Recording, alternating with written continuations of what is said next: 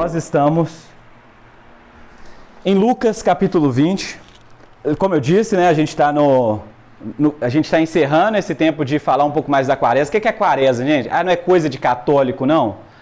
Cara, também. Católico também. Você deve ver os católicos, todo mundo ficando sem comer carne, né? Nós celebramos a quaresma um pouquinho diferente. Não é só ficar sem comer sem carne, né? É tempo de jejum. E jejum é algo pessoal. Você pode realmente escolher realmente aquilo que você quer se abster. Aquilo que rouba seu tempo, aquilo que faz você ficar mais, enfim, sei lá, visceral. Então você mata alguma coisa em você para que você possa fortalecer a sua fé, para que você possa buscar realmente o poder, ser cheio do Espírito Santo. Então nesse tempo a gente incentivou os jejuns, as orações, os tempos de oração. Não é que você não deva fazer isso somente agora, tá bom? Faça isso o ano todo. Isso tem benefícios espirituais extraordinários. Mas é um tempo da gente pensar na pecaminosidade do ser humano, de como você não deveria confiar em você. Esse é um tempo disso. Eu estava conversando ontem num discipulado que nós somos um perigo à sociedade, hein? Se Deus não intervir na nossa vida, você não sabe, imagina só o que você pode fazer, hein? Se Deus não te salvar, imagina só se o mal floresce na sua vida, o pecado que há em ti ganha forças. O que você é capaz de fazer? Então, é um tempo de desconfiar de si mesmo, é um tempo de fazer uma oração. Deus, som do meu coração, o Senhor que me conhece, mostra o que há de mal em mim, me mostra os meus caminhos tortuosos, para que eu possa me arrepender dos meus pecados e buscar a tua luz. Então, é um tempo de tomar consciência da nossa fragilidade, da pecaminosidade, das trevas que nos rodeiam, da prisão que muitas vezes a gente vive, para que a gente possa clamar por libertação. Nós estamos chegando no período da Páscoa, e a primeira vez que a Páscoa foi instituída foi justamente no período de libertação. Deus estava libertando o seu povo do Egito, estava vivendo como escravo, estava vivendo uma vida medíocre, e aí Deus então chama esse povo para uma terra, chama esse povo para ter uma identidade, para se tornar nação. Então nós também estamos clamando como que quem está nesse mundo, e clamando, Deus, nos liberta disso. Nós queremos viver realmente o lugar da terra prometida, o lugar realmente da segurança, o lugar onde o Senhor nos transforma em sua nação, onde a gente ganha uma identidade, onde a gente não é mais massacrado, mas a gente vive como realmente uma sociedade onde o Senhor é o rei sobre nós. Nós cantamos isso essa semana, né? Então, nós mais uma vez vamos refletir sobre o pecado do ser humano e sobre como Deus está escrevendo uma história para o seu povo. Amém? Toda vez que você lê a Bíblia, se coloque no lugar dessas pessoas que estão escutando o que Jesus está dizendo. Amém? Não pense assim, eu sou uma pessoa do século XXI. Não, agora você é uma pessoa do primeiro século aqui. Você é um judeu, né, que está aqui escutando Jesus contar mais uma das suas parábolas. Então, Lucas capítulo 20, no versículo 9, ele diz assim, então Jesus, né, começou a contar ao povo esta parábola. Um homem plantou uma vinha, arrendou a alguns agricultores e ausentou-se do país por muito tempo. No devido tempo, mandou um servo aos agricultores para que lhe desse frutos da vinha. Mas os agricultores o espancaram e o mandaram embora de mãos vazias. De novo, enviou-lhe outro servo, mas eles o espancaram também, insultando, o mandaram embora de mãos vazias. Mandou ainda um terceiro, mas eles também o feriram e o expulsaram. Disse então o dono da vinha, que farei? Mandarei meu filho amado, talvez eles o respeitem. Mas quando os agricultores o viram, disseram entre si, este é o herdeiro. Vamos matá-los para que a herança seja nossa. E atirando-o fora da vinha, eles o mataram. Que lhes fará então o dono da vinha? Pergunta que Jesus está fazendo. O que fará então o dono da vinha? Virá e destruirá esses agricultores e dará a vinha a outros. Ouvindo eles isso, disseram que isso não aconteça. Mas olhando para eles, Jesus disse, então, que quer dizer isto que está escrito? A pedra que os construtores rejeitaram tornou-se a pedra angular. Todo o que cair sobre esta pedra será despedaçado, e aquele sobre quem ela cair ficará reduzido a pó. Amém? Vamos orar? Feche seus olhos. Pai, nos dê da tua graça essa manhã. Nos faça compreender o texto bíblico, para que luz possa chegar ao nosso coração e a gente possa viver, ó Pai, de maneira digna, dignos de pessoas que foram realmente alcançados pelo reino de Deus. Transforma o nosso coração, ó Pai, e gera os frutos, ó Pai. É isso que te pedimos em nome de Jesus. Amém, gente? Aqui a gente está diante de uma parábola, mais uma parábola de Jesus. A história é a seguinte, é que havia um senhor, ele comprou um campo, comprou uma terra, ele plantou uma vinha ali, ou seja, ele criou um negócio e ele arrendou, como se ele tivesse alugado essa terra por um tempo, para que outras pessoas pudessem trabalhar ali e tirar o seu sustento, ok? Mas essas pessoas tinham que também entregar algo a esse senhor, ok? Então esse era o contrato inicial, essa era o combinado. Quando esse dono desse terreno, ele envia um dos seus servos para buscar os frutos, para buscar ali o lucro, o que as pessoas que estavam trabalhando ali fizeram? Espancaram ele, o primeiro mensageiro, o primeiro servo. Esse senhor enviou um segundo e um terceiro e a mesma coisa aconteceu. E logo o dono da vinha pensou, vou enviar o meu filho, porque talvez as pessoas respeitem, veja que não é um servo, que é alguém que me representa. E aí esses trabalhadores fizeram pior, mataram o filho dele. E Jesus faz uma pergunta, o que vocês acham que vai acontecer com essas pessoas? E a conclusão é lógica. Esse dono dessa vinha virá em fúria. Em fúria. E ele vai cobrar aquilo que foi feito. A conta desses opressores, a conta desses iníquos vai chegar. A coisa vai ficar feia. Essa é a conclusão. E aí, quem escuta Jesus aqui, entendeu o que ele estava dizendo. E aí, o que essas pessoas dizem? Que isso não aconteça. E aí Jesus fala, mas e aqueles salmos que a Angélica leu aqui hoje? Diz, o que as escrituras diz? Que a pedra que os construtores rejeitaram, essa pedra se tornou o quê? Juízo, se tornou pedra de tropeço, se tornou algo terrível. Porque ela despedaça e ela transforma os seus opressores em pó. A mensagem de Jesus, ok?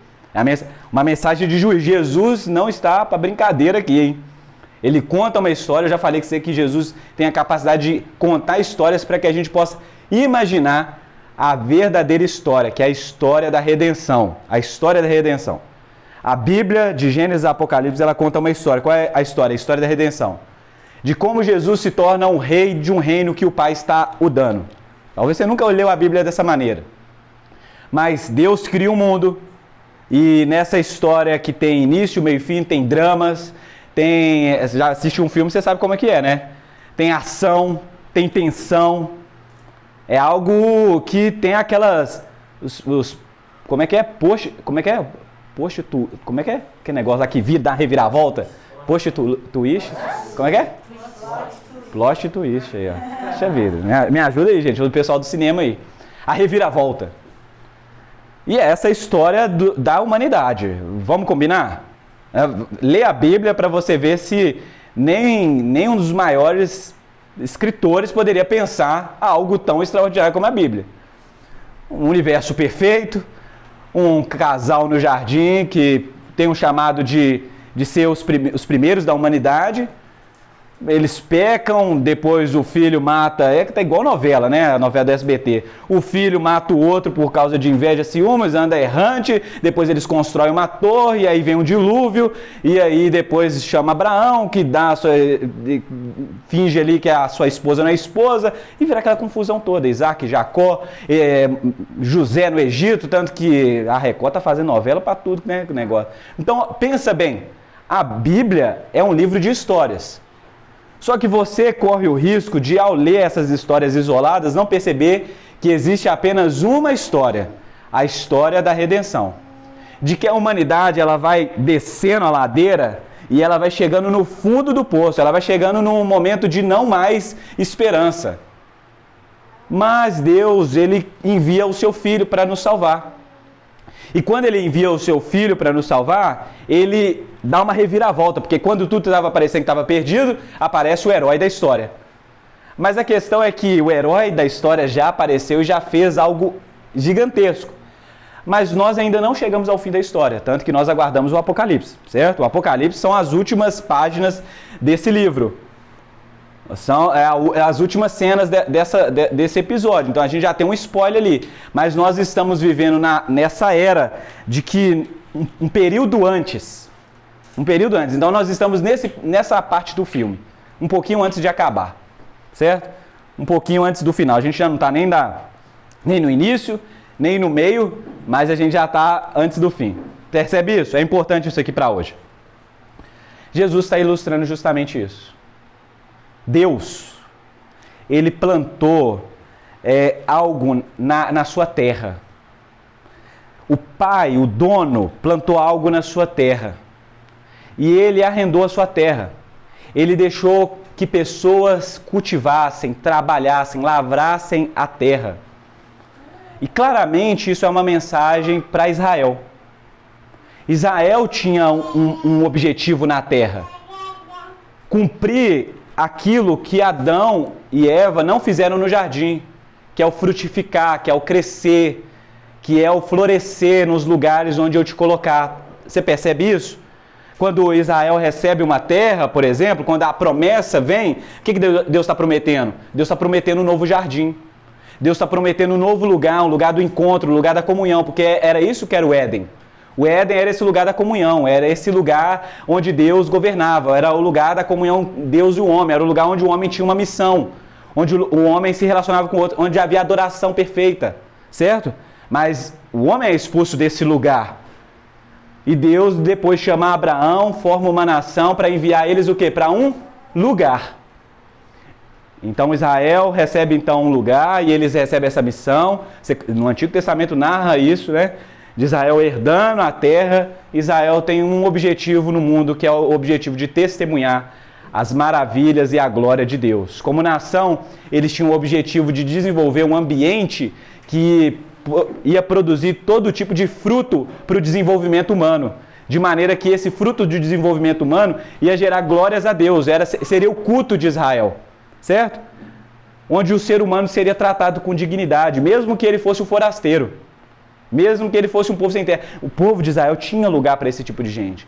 Deus envia a lei dele para que essa lei pudesse então reger Israel, Israel andar de maneira digna diante de Deus, santa, pura. E essas coisas estão lá. Mas o povo de Israel faz justamente o contrário. Em vez de adorar a Deus, em vez de buscar isso em Deus, o que acontece? Eles começam a viver um outro tipo de vida. Um tipo de vida ímpia. Você sabe que Israel vivia exatamente no meio de outros povos. E o objetivo de Israel era justamente testemunhar esses outros povos a respeito de Deus. Que Deus é o Criador dos céus e da terra. O Gênesis, por exemplo, era esse credo, né, que a gente pode dizer, o credo do povo israelita. Que no início Deus criou céus e terra. Que a terra estava vazia, está entendendo? Era o testemunho que Israel devia dar para as outras nações que não adoravam a Deus, que adoravam imagens, que viviam de maneira pecaminosa. Mas Israel tinha essa missão de ser um testemunho para outras nações. Mas o que Israel vai fazendo ao longo da história é justamente o contrário. Eles vão construindo a sua própria ruína. Eles vão endurecendo o seu coração para o Deus que os criou, para o Deus que os chamou. Eles começam a fazer aliança com povos inimigos. Em vez de testemunhar das grandezas de Deus para o povo inimigo, eles começam a fazer aliança. Eles começam a adquirir costumes e cultura de outros povos e introduzir isso na maneira de viver e de ser. E o seu pecado atrai essa ruína, atrai essa ira, atrai essa condição a ponto deles se tornarem escravos de outros povos. Esse povo que foi liberto de Faraó e do Egito se torna escravo de outros povos depois. Então a história de Israel é uma história que ela tem os momentos de glória, com as guerras vencidas, com as construções do templo, mas ela é uma história que conta muito mais como esse povo é um povo de coração duro. O povo que Deus escolhe, o povo que Deus chama, tem um coração duro, pesado para servir a Deus, não ama a Deus. O mandamento era claro: amarás o Senhor teu Deus de todo o teu coração, de toda a tua alma, de toda a tua força. Mas esse é o povo que não faz isso no coração. Eles não têm Deus, eles não amam com a alma e não amam com a força. A força eles colocam isso a serviço de outros povos. Pensa bem, essa é a história que narra o Antigo Testamento. Tanto que quando você vai ler, por exemplo, Malaquias, que é o último livro do Antigo Testamento, você vai ver que já existe um último clamor de um profeta que, tipo assim, se Deus nos salvar agora, já era, acabou. Entendeu? Porque não tem mais culto no templo, não tem mais profeta, não tem mais quem possa nos trazer a palavra de Deus, a gente está perdido, entendeu? A oferta que chega no templo não chega de qualquer maneira. Quem administra isso faz também um serviço porco, entendeu? Não está servindo a Deus. É um estado de caos, de calamidade, entendeu? E as profecias? E as profecias? Você já leu Jeremias, Isaías? E as profecias? E aquele tempo que o Messias vem e restaurará o povo de Israel ao seu lugar, que o Monte Sião será um lugar de glória, onde as pessoas de todas as nações vão vir para adorar o Deus único e verdadeiro. Imagina você com essa profecia na cabeça, você sendo um povo judeu, e aí você olhando para o estado atual de Israel e pensando: o Messias não veio. Ou se veio, ele já foi embora, porque eu não vivo isso e é impossível isso acontecer. A gente já se tornou escravo, os nossos irmãos já foram assassinados, a gente não tem mais povo, a nação está toda desfigurada, entendeu? E nesse primeiro século aqui, quando Jesus conta essa parábola, quem que governava sobre Israel? O Império Romano. O Império Romano, os soldados do Império Romano marchavam por Israel e era todo tipo de temor e de terror. As ruas de Israel eram perigosíssimas, cheias de salteadores. Imagina só você, mulher, por exemplo, tentando fazer uma viagem pelas ruas de Israel e morrendo de medo. De qualquer hora pode acontecer alguma coisa com você. Algum povo gentil que está passando por essas terras buscando comércio, pode fazer algum mal para você. Suas crianças correndo risco da sua criança ser sequestrada. Já parou para pensar nisso? Terrível a situação de Israel. E o templo? O templo, que era o lugar da adoração, tem um outro tipo de sacerdote. Não é mais o sacerdote segundo a tribo de Levi, da linhagem de Arão, não tem isso mais. O sacerdote agora é um outro povo. Inclusive a sua liderança é uma indicação política. O sumo sacerdote não é mais uma pessoa prescrita como as escrituras, mas é uma indicação política. O sacerdote já não fala mais em nome de Deus, tanto que o povo não dava moral nenhuma para o sacerdote. Mas o sacerdote controlava ali o templo. Teve que se criar um outro grupo, o grupo dos fariseus, para defender a fé, para defender as escrituras. Que mundo é esse? Que Israel é esse?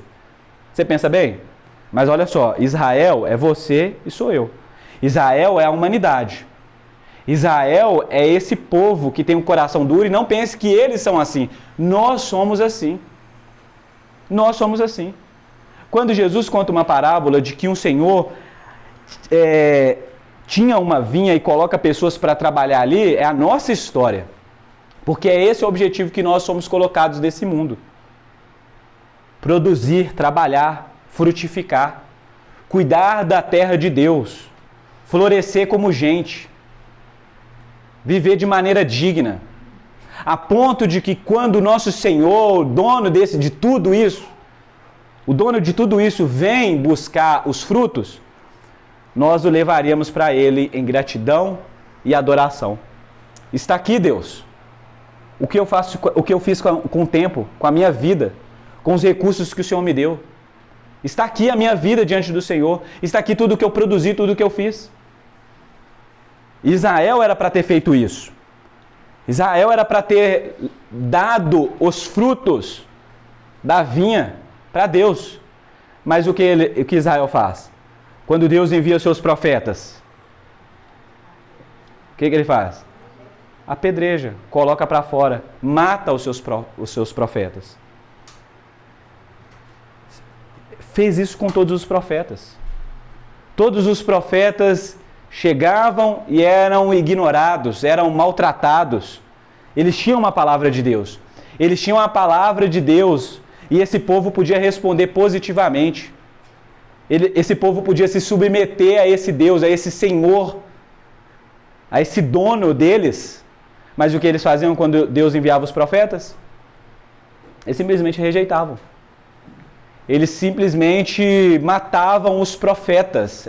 Esse é o lamento de Jesus. Ó Jerusalém, você que tem matado os profetas. Você vê Jesus se lamentando por isso? E aí, o dono dessa terra envia o seu filho. E o que esse povo faz? Mata o filho. Leva ele para fora da vinha. Um sinal claro, uma profecia clara de Jesus sobre ele mesmo, né? Porque eles levam Jesus para fora de Jerusalém para matar ele. Deus envia o seu filho, o povo mata o seu filho. Como quem diz, agora que a gente matou ele, a gente vai ser dono disso aqui, a gente vai ser livre. A gente vai ser dono de si mesmo, a gente vai construir um mundo à nossa imagem e semelhança. O que esse Senhor, dono de todo esse universo, dono de toda essa vinha, dono de nós mesmos, vai fazer? Ele vai vir acertar as contas.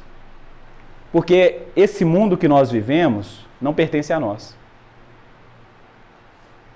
Isso pertence a Ele.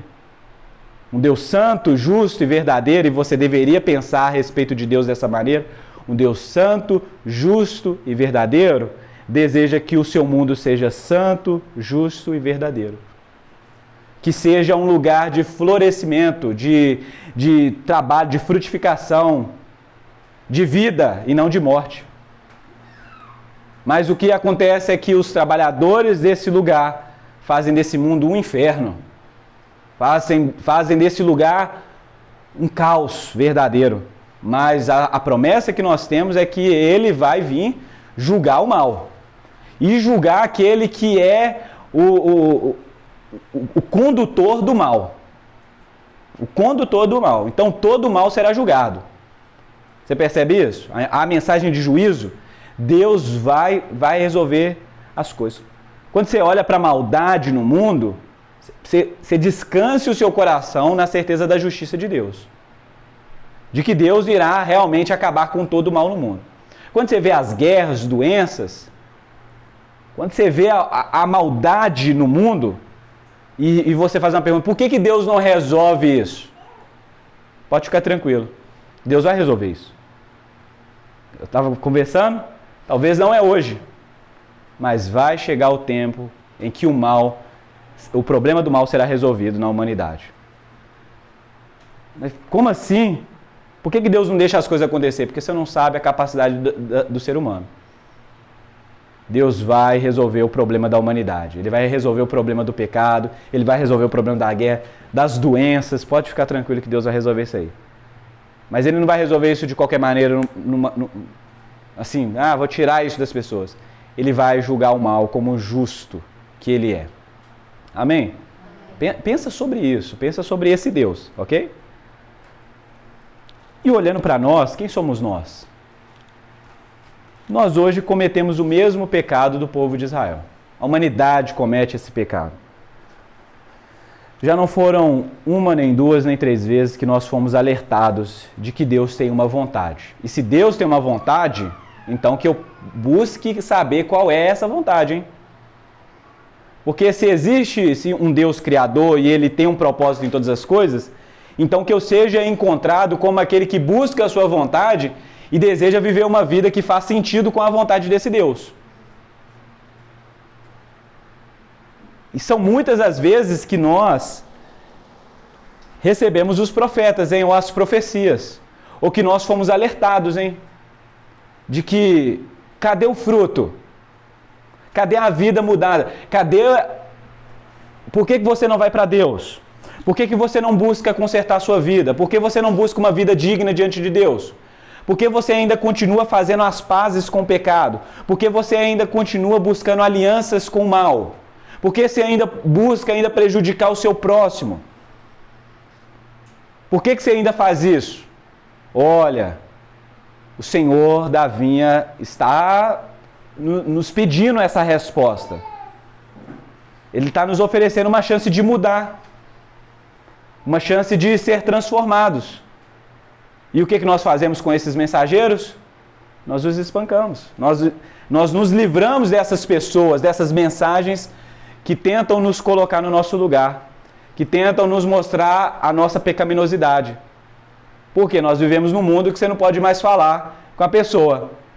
Isso aí seu é falha de caráter, hein? Isso aí não é certo não. Ah, mas que isso, é minha liberdade, é meu jeito, é assim que eu sou. Como assim? Quer dizer então que você se orgulha de ser de viver como um inimigo de Deus? Então, se você se orgulha de viver como um inimigo de Deus, não chore as consequências disso depois. É uma mensagem muito dura do Evangelho, viu, gente? Aqui hoje. Não tem como a gente pular sobre essas coisas. A pedra que os construtores rejeitaram, e os construtores são essas pessoas que entendem da vida. São essas pessoas que entendem aquilo que é certo e que é errado. E que Jesus não é o ideal para essa sociedade, para o século XXI. Jesus não é ideal. Eu não vou pegar os valores de Jesus para construir a minha carreira profissional, para criar o meu filho. Porque os valores de Jesus, eles conflitam com aquilo que eu acho que é o mundo ideal. Então eu rejeito Jesus. As palavras são claras. A pedra que os construtores rejeitaram, ela vai servir para despedaçar aqueles que o rejeitaram. E ela vai transformar eles em pó, em nada. Juízo. Juízo. Quando nós falarmos do Evangelho, nós precisamos destacar essa mensagem de juízo. De juízo. De que não tem como sair impune dessa vida. Certo? Não tem como sair impune dessa vida. Não tem meio termo, não tem esse negócio de que eu não gosto de religião. Tudo bem. Eu não gosto de assumir nenhum lado, nem o outro, eu gosto de ficar aqui na neutralidade. Tudo bem. Você não precisa fazer isso hoje. Um dia você vai fazer isso. Essa é uma urgência. Eu já disse isso. A vida é dura, curta e incerta. E se você não sabe quanto tempo tem, então você tem pouco tempo. Então é hoje que é o dia. Hoje que é o dia de arrepender. Hoje que é o dia de analisar, razoar sobre a sua própria vida e ver se há algo de mal em você. E hoje buscar mudança. E hoje buscar o quê? Esse conselho. Entrar pela porta. Foi o texto que a gente leu em Salmos. Eu quero entrar pela porta, porque eu sei que entra pela porta é o justo. Agora a questão é como se tornar um justo? De onde nós tiramos a dignidade para entrar nessa porta? De onde a gente tira a nossa dignidade para entrar no reino de Deus? Sendo que nós estamos entrando justamente no lugar da moradia desse Deus que é santo, justo e verdadeiro, e eu sou mau e eu sou totalmente contrário disso. Como que a gente entra por isso? Somente pelo seu amado Filho. Essa é a mensagem do Evangelho. Que é o amado Filho de Deus que vem mais uma vez nesse lugar nos chamar ao arrependimento, nos chamar à mudança de vida, nos chamar para uma nova posição. Vocês são inimigos de Deus, hein? Já faz tempo que vocês têm declarado guerra contra o dono desse lugar, mas eu vou dar mais uma oportunidade de vocês serem encontrados como aliados e não como inimigos. O Evangelho é isso. E como que isso acontece na prática, na vida do cristão? É quando nós percebemos primeiro a nossa miséria. Quando nós percebemos que estamos em apuros. De que se Deus não nos salvar, não há salvação. De que nós estamos sujos. Entendeu? Mesma coisa quando você se suja com graxa. Já sujou com graxa e tentou lavar só no detergente? Não é uma coisa simples. Pode lavar, pode pegar a bucha. Pode usar o detergente, o alvejante, que o negócio está impregnado. É uma coisa que você não consegue se lavar sozinho do pecado, da maldade, da miséria humana. Você precisa de ajuda. Você precisa de ajuda. O retrato de Paulo é o melhor. O exemplo dele é o melhor. É como se você estivesse afundado em lama. Você caiu num poço de lama e você está com lama para cima da sua cabeça. Você está morto. Essa lama te matou. Ela encheu o seu pulmão de lama e acabou. É o que aconteceu em Mariana, é o que aconteceu em Brumadinho. Lama, morreu. Morreu. É pesado, não tem como nadar. Não tem como se salvar. É essa a imagem de Paulo em Efésios capítulo 2. De que nós estávamos mortos em nossos delitos e pecados. E alguém que está morto não reage. Não consegue, ele precisa de alguém que o salve. Mas é isso que nós cremos no Evangelho. Que pela morte do nosso Senhor Jesus, assumindo essa lama, esse pecado, tudo aquilo que não deveria ser dele, quando ele assume isso no nosso lugar, é como se Deus colocasse a sua mão no barro, pegasse você morto e tirasse de você lá com vida. E aí você começa então a perceber o lamaçal que você vivia, a condição de miséria que você vivia. E toda vez que você percebe lama em você, mesmo estando vivo, você lembra de onde Deus te tirou. E aí você fala, Deus me lava. Me lava. Porque eu não quero voltar para lá. Não é para isso. O Senhor me deu vida e eu quero viver vida e não morte. Por isso que Jesus trabalha com histórias, para a nossa imaginação ela florescer, para que você possa enxergar a sua história dentro da história da redenção, de como Deus está tirando pessoas da lama, e que talvez você seja uma dessas pessoas. De como Deus está mudando a sua história, de como Deus está trocando o seu coração de pedra, o seu coração incapaz de obedecê-lo de maneira livre e grata, esse coração de pedra, por um coração de verdade, de carne. O que Deus está fazendo é que Ele não vai mais escrever a lei dele em tábuas, em pedras, mas Ele vai escrever a lei o quê? No seu coração.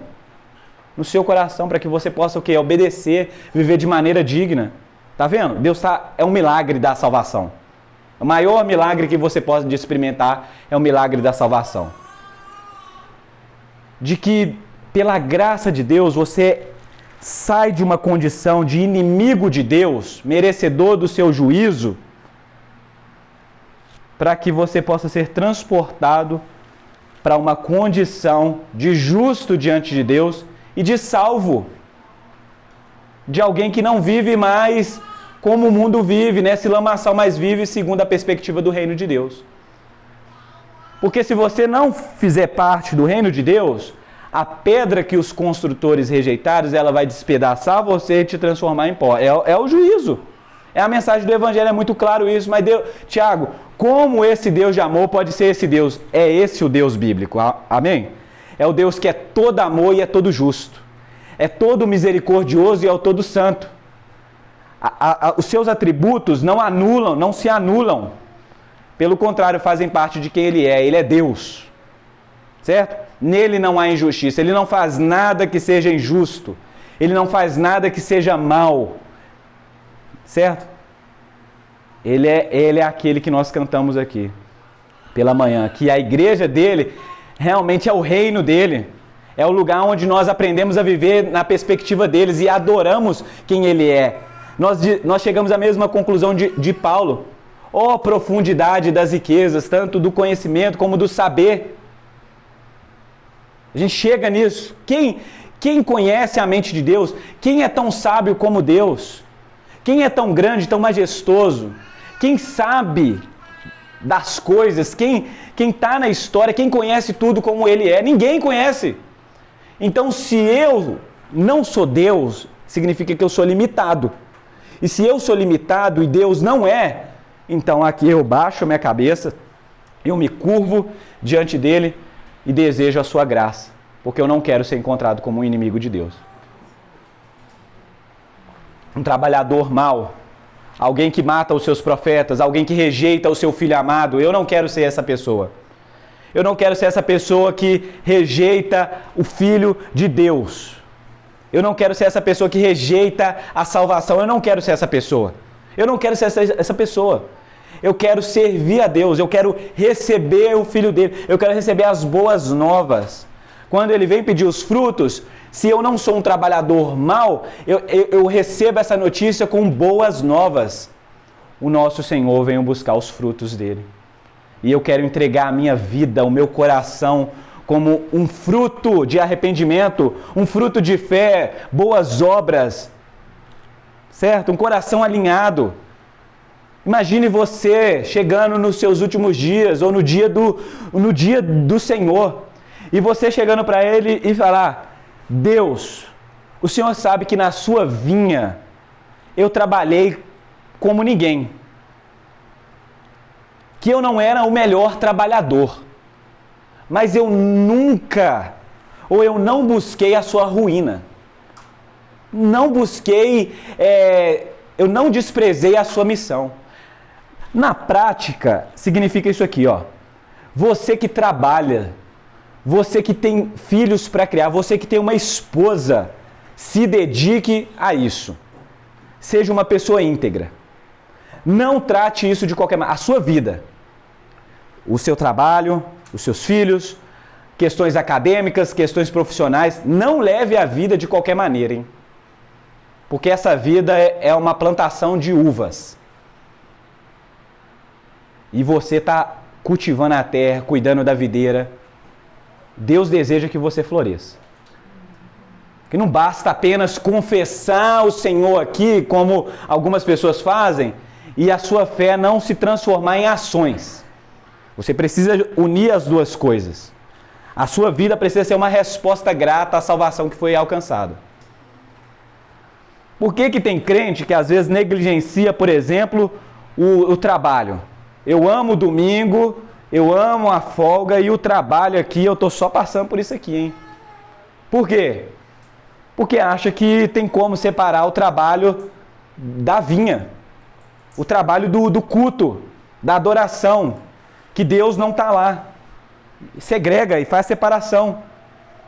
Ou que pode cantar aqui na igreja e talvez negligenciar a criação do seu filho.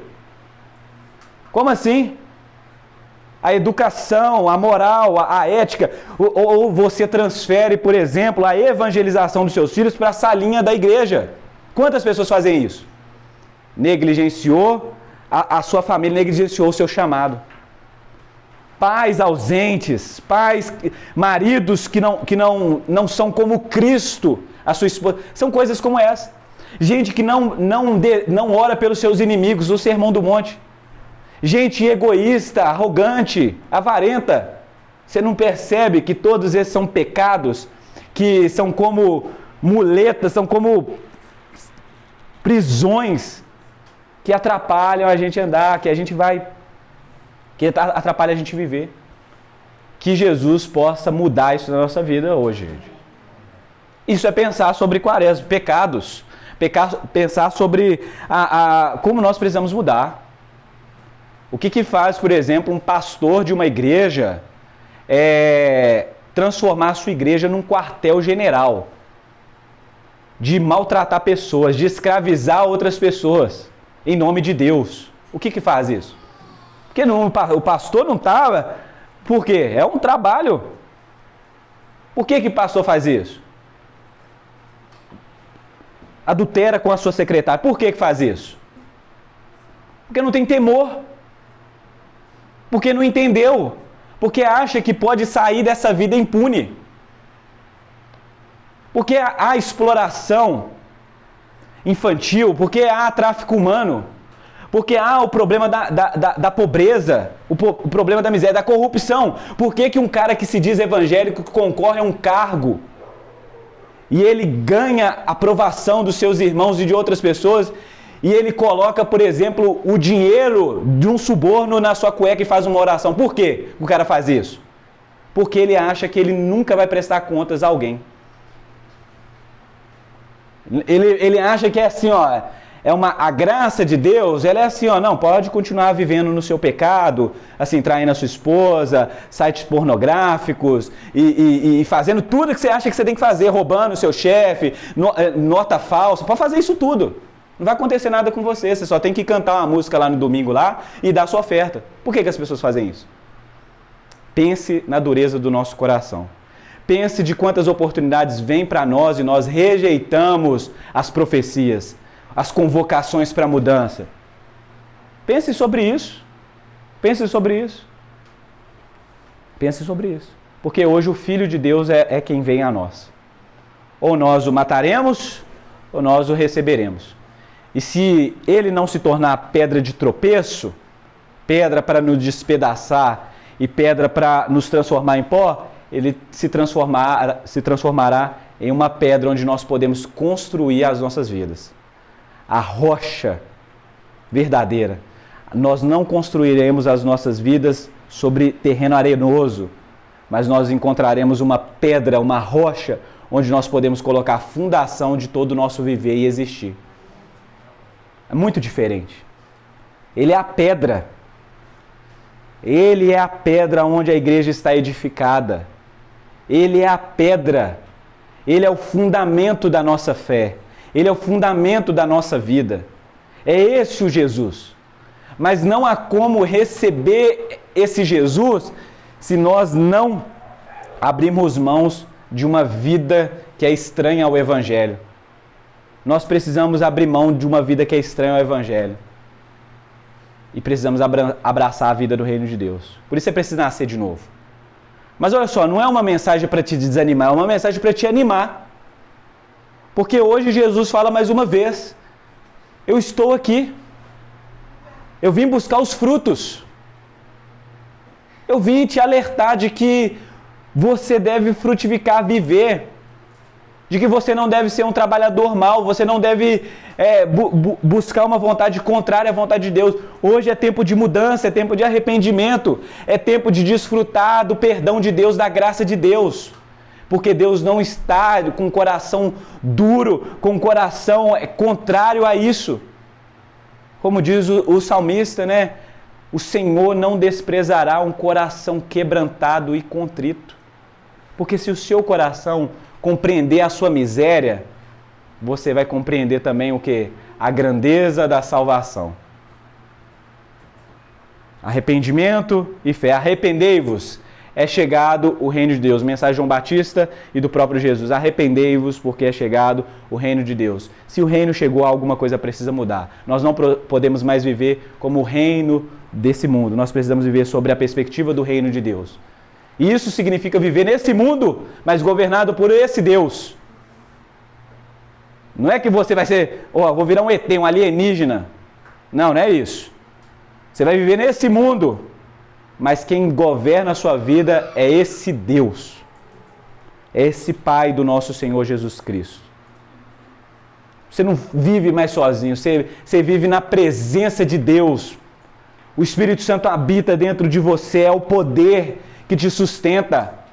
É o poder que te sustenta, é o poder que faz você tomar decisões corretas, a amar de forma verdadeira, a viver de maneira íntegra, a suportar os sofrimentos, as aflições desse mundo. Quem te ajuda a fazer isso? O Espírito Santo. Então Deus não nos dá uma missão e deixa a gente sozinho nessa missão, Ele está com a gente. Amém? Deus está aqui. Então é a oportunidade que a gente tem hoje, de mudar as nossas vidas. De pedir, Deus, eu falho nisso aqui, sou consciente disso, eu não quero continuar dessa maneira. Porque se isso não mudar, gente, na nossa vida aqui, eu já vou te dar um caminho fácil, tá bom? Qual que é o caminho fácil? Não vem na igreja, não. Não dá oferta, dízimo aqui, não. Isso aqui não vai... Assim, não tem benefício. Se você vive sobre a perspectiva do mundo, não tem benefício nenhum fazer isso. A não ser as amizades. Fora isso, não tem benefício nenhum. Você está perdendo o seu dinheiro, você está perdendo o seu tempo, você está acordando no domingo de manhã, você vai ter que estudar a Bíblia, você vai ter que orar. Tipo assim, para que você vai orar? Perder seu tempo também? Se você quer viver governado pelo mundo, vai de uma vez. Vai para a facilidade. Agora, não. Se você quer viver no reino de Deus, eu quero te dizer, como C.S. Lewis disse, que vai te exigir tudo que você é. Vai te exigir tudo que você é. Ser cristão exige tudo de você. Tempo, dinheiro, mudança. É algo radical. É um discipulado radical. É seguir Jesus de perto, entendeu? Não tem essa de seguir Jesus de longe. É seguir Jesus de perto. É escutar dele. É deixar ele te corrigir. Deixa Jesus falar com você qual é o seu pecado. E quando ele te falar, não fica ofendido, não. recebe isso como graça, oportunidade de mudança. Isso é ser cristão. Porque senão a gente vai ter um tanto de igreja aí, vão encher essa igreja, fazer toda a coisa, e aqui vai ser uma bagunça, vai ser uma Babilônia. Vai ser um inferno na terra, em vez de ser o céu na terra. Entendeu? É um tempo de mudança para nós. Amém? E é por isso que eu quero te convocar a ficar de pé nesse momento para a gente poder orar.